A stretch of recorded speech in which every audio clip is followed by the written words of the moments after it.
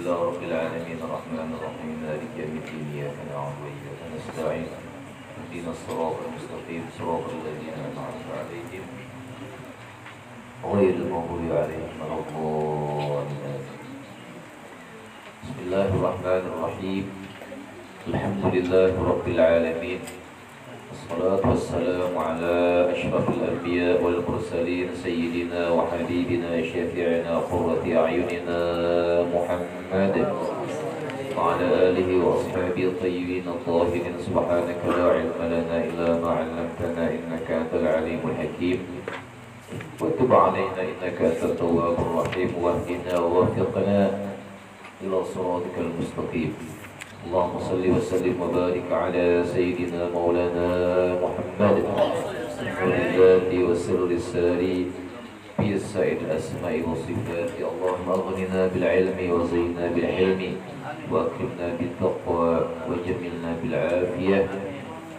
أسألك فهم النبيين وحفظ المرسلين وإلهام الملائكة المقربين وزدنا علما ولحقنا بالصالحين. أما بعد. Anak-anak semuanya, para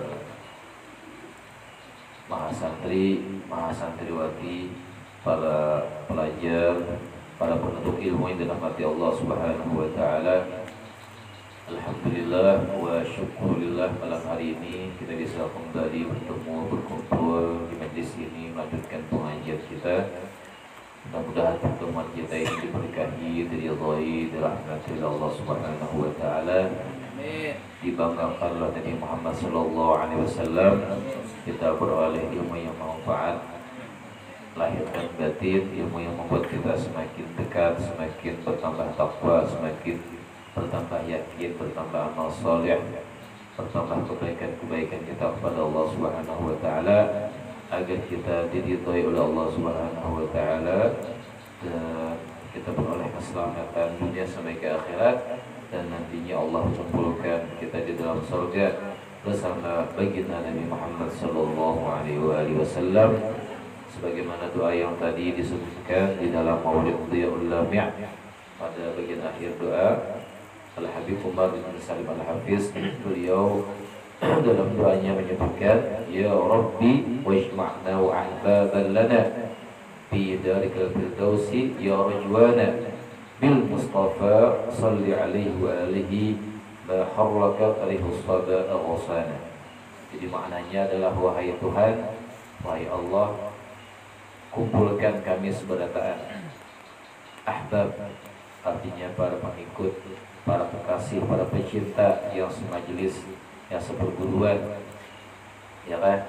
Kita kumpulkan semuanya di dalam surga Firdaus, dan tak kumpul dengan Al-Mustafa, berkumpul dengan Nabi Muhammad sallallahu alaihi wasallam. Itu yang diminta dalam akhir daripada doa ini. Dan itu selalu kita ucapkan, selalu kita katakan, supaya Allah kabulkan dengan doa tersebut, karena selalu kita ucapkan setiap kali dalam majelis ta'lim yang kita lakukan, laksanakan ini. Baik. Bismillahirrahmanirrahim. Qala Al-Habib Abdullah bin Alawi Al-Hamdad rahimahullahu ta'ala wa nafa'ana wal muslimina bi'ulumihi fid dharain amin. Wal wajibu 'alaika والواجب عليك إذا رأيت من يترك معروفا أو يفعل منكرا أن تعرفه بكون ذلك معروفا أو منكرا. والواجب عليك, dan wajib atas engkau, maksudnya kepada kita semuanya. Idza ra'aita man yatruku ma'rufan, apabila engkau ra'aita, melihat atau menemukan, ya kan, menemukan orang yang yatruku ma'rufan, dia meninggalkan perbuatan baik. Berarti kalau perbuatan yang baik ditinggalkan, apa yang dia kerjakan? Yang kejahatan, ya. Yang terlihat dia meninggalkan kebaikan, berarti dia berbuat kejahatan. Au yaf'ala munkaran, au yaf'alu munkaran, atau dia memperbuat yang mungkar. Yang mungkar. Lalu bagaimana sikap kita menghadapi yang demikian itu? An tu'arrifahu, hendaklah engkau mengenalkannya. Bikauni dzalika ma'rufan, dengan keadaan yang demikian itu ma'ruf. Oh, ini pekerjaan baik, sebaiknya kau kerjakan. Au munkaran, atau yang mungkar, sebaiknya kau tinggalkan. Kalau sebaiknya kau tinggalkan saja yang mungkar itu, yang ma'ruf kamu kerjakan, yang mungkar kamu tinggalkan. Maksudnya dipadahkan, dikatakan kepadanya, ini kada bagus, ini mungkar, ini berdosa, jangan digawi. Nah, ini kebaikan, ini nambah pahala, kerjakan. Menyahapun nama gawi. Nah, jadi tugas kita mengenalkan. Ya kadang-kadang masalahnya beginilah. Tahu ya pada kada baik yang apa? Tahu ya pada kada baik. Tahu itu tidak bagus, tahu itu berdosa. Kalau kita menegur, kita yang KO, bisa diserangnya. Ada yang mabuk misalnya, yang minum ekstasi, itu kalau perlu lagi dikenalkan. Ini kawan kada boleh. Istilahnya udah kada boleh kan. Nah, cuman ketika kita menegur inya nih, ya lihat sikonya kan, situasi dan kondisinya kayak apa. Kalau misalnya kita menegur inya, akibatnya kita celaka, dikejarnya atau mau dipukulnya kita. Nah, kita nih jangan menegur dengan mulut, tapi menegur dengan hati. Artinya membenci dan perbuatan yang berdosa itu. Nah, masalahnya bukan dia tidak tahu itu tidak berdosa, bukan dia kada tahu itu berdosa. Nah, ini berdosa nih kada. Cuman masalahnya dia kada mau menahan gejolak hawa nafsunya untuk berbuat yang tidak baik itu. Nah, fa illam yad'hu fa 'alaika biwa'zihi wa takhwifihi. Maka jika lam tidak, ya kan, yad'hu memperdulikannya. Maksudnya dia tidak peduli. Ini kada baik, kawan ini kada bagus, ini harap gue pikirin.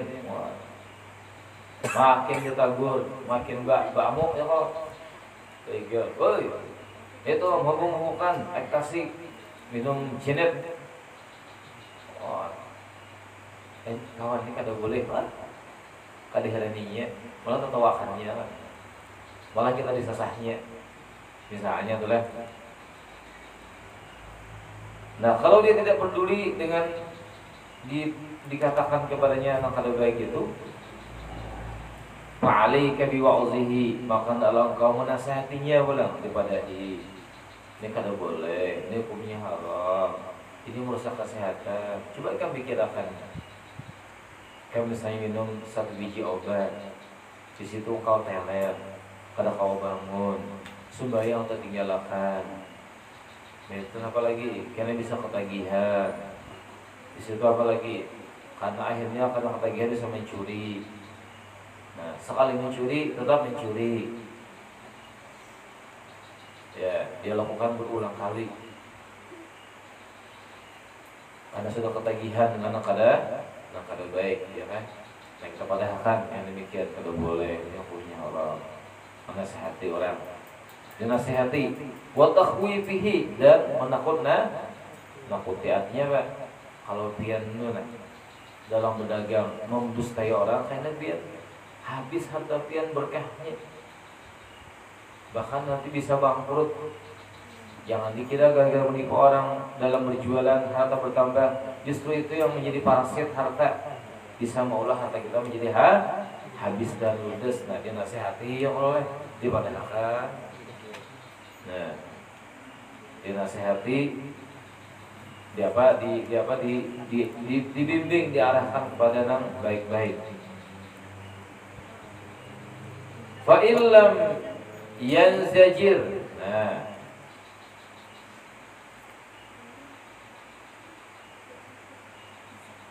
maka jika dia tidak yanzajir, tidak bertahan juga, kada masih, tidak menahan, tetap dia melakukan perbuatan mungkar. Fa'alaika, tabatnya itu fa'alaika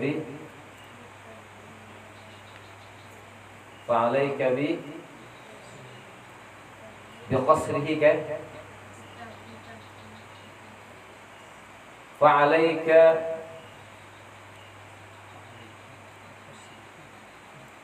biqasrihi, ya, bukan. Fa'alaika biqasrihi wa qahrihi bid-darbi. Maka hendaklah engkau memaksanya, ya, memaksanya. Qahri kan memaksa,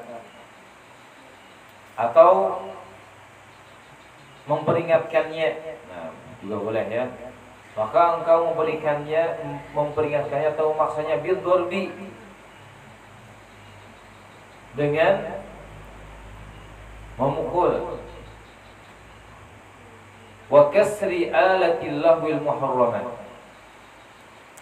dan dengan engkau memecah alat-alat al-lahwi. Alat-lahwi itu alat-alat yang sia-sia, maksudnya alat-alat yang tidak disuruh oleh agama kita untuk memilikinya. Artinya alat-alat yang oleh kita bisa menjadi lupa kepada Allah Subhanahu wa ta'ala. Nah, fa'alaika biqasrihi wa qahrihi bid-darbi wa kasri alatil lahwil muharramati, dan memecahkan alat-alat musik yang sia-sia yang diharamkan. Artinya kalau dia tidak berhenti tadi, ya, nah pasnya kita sedikit pakai kekerasan, ya kan? Pakai kekerasan, kita boleh memukulnya, atau kita bisa menahannya dengan benda-benda dari alat-alat yang boleh dirusak, dihancur. Wa ina'il khamri, dan dengan gelas-gelas khamar. Waraddil amwalil ma'usubati, dan mengembalikan harta-harta yang al-ma'usubah, yang dirampas, min yadihi, dari tangannya, ila arbabiha, kepada pemiliknya. Yang maksudnya adalah tadi kan ketika tahapan pertama, ya, ada orang melakukan kemungkaran yang tidak baik, ya kan? Maka kita mengenalkan dulu, ini kada baik, ini haram, ini berdosa, ini bisa merusak kesehatan. Nah, itu mengenalkan, dipadahkan. Lalu tidak sanggup juga, dia tidak mau mengikuti, maka biwa'zihi wa takhwifihi. Hendaklah engkau menasihatinya, bahkan juga di situ ada takhwif, ada ancaman. Nah, jika tidak mau juga dia mengerjakan, tidak berhenti daripada perbuatan maksiatnya itu, maka boleh dengan cara agak lebih keras, yaitu dengan memaksanya dan memukulnya, dan bisa dengan menggunakan alat-alat yang al-lahwi tadilah yang diharamkan. Dan boleh juga dengan wa'inal khamri, maksudnya dengan memecahkan gelas khamar. Maksudnya begini, orangnya misalnya suka main musik yang ada kekaruan, mengganggu orang lain, kita ambil alat musiknya, kita pecah. Kalau udah nih ya, ini kalau sudah ditegur berapa kali misalnya, tetap juga mengaras atau kada peduli, atau orangnya tadi mabuk, nah pakai arak atau tua atau spiritus dicampurnya lawan namanya gas. Nah, maka kita kalau sudah ditegur, sudah diberi peringatan, tetap saja ambil gelasnya, botolnya, pak, hancur, pecah langsung. Nah, dipecah gelasnya yang mau. Ya kalau berani ulang. Apalagi waradil amwal maghsubah, dan mengembalikan harta-harta yang pernah dia curi ila yadihi, min yadihi, dari tangannya kepada arbabiyah, pemiliknya. Nah ini kan etika atau cara dalam amar ma'ruf nahi munkar. Yang pertama agak berat, yang kedua lebih berat, yang ketiga lebih berat lagi ya Pak. Soalnya yang ketiga ini cocoknya sudah jauhan. Nah bisi, maksudnya halus-halus saja awak, katanya kenal awak, ben kena ada ampe ku hambur dundumannya. Ya kan? Main judi digardu.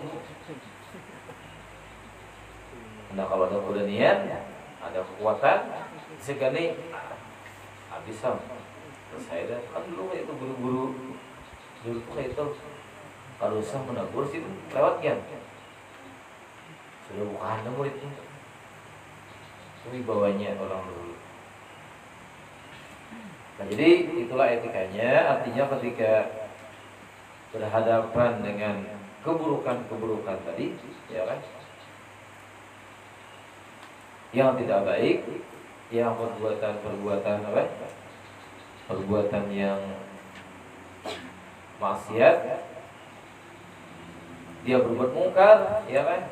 Nah, maka itulah cara-cara untuk menegurnya dengan ucapan dengan mengenalkan kepadanya itu perbuatan yang mungkar, yang keji, yang tidak ada ampunannya, yang kalau tidak taubat tidak ampuni oleh Allah Subhanahu wa taala, ya kan? Nah, lalu dengan apa tadi? Tahapan yang kedua menasihatinya lah. Nah, yang ketiga hanya pakai kekuatan. Tapi ada backing yang mengawal kita. Jadi begitu yang baik-baik adalah kata-kata tujuh. Nah, kada baik ada juga orang tujuan. Yang jelas kita harus konsisten, kita menjadi istiqomah. Nah, dalam hal maupun keadaan di luar, mau yang single mau yang sudah kawinan kan, tetap istiqomahnya untuk dalam mencari ilmu, mencari ridhonya Allah Subhanahu wa taala. Nah, jadi yang keempat ini berat juga, jangan mabuk. Kalian mengatakan sigakan, bukan? Ibu kita di kampungnya bubulik biasanya. Nah, itulah tahapannya. Tapi ini yang cocok yang ketiga ini buat aparat pemerintah yang menanggulinya, ya. Baik, selanjutnya. Wa hadhihi rutbatu.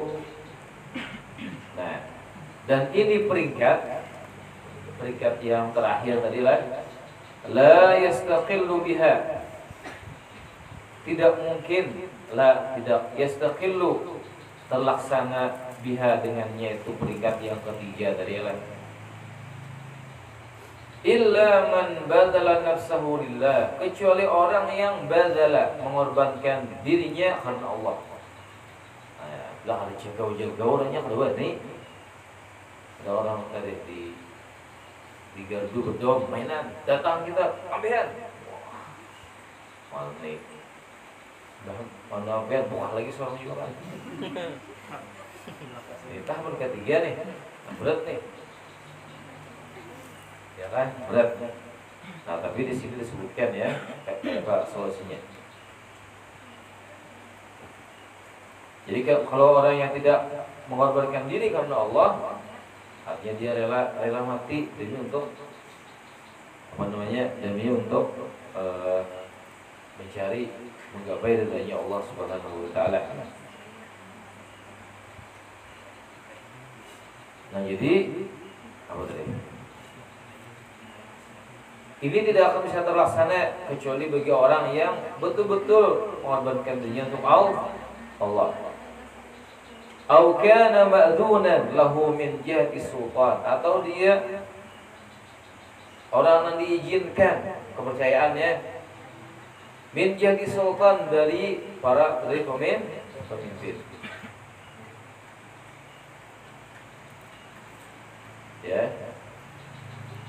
Amma rutbatanil awali apa? Amma rutbatani al-awwalatani, ada peringkat yang pertama dan kedua. Apa yang pertama tadi? Mengenalkan kebaikan, ya kan? Yang kedua kan menganjurkan kepada kebaikan. Kalau sudah siap nasi di piringnya.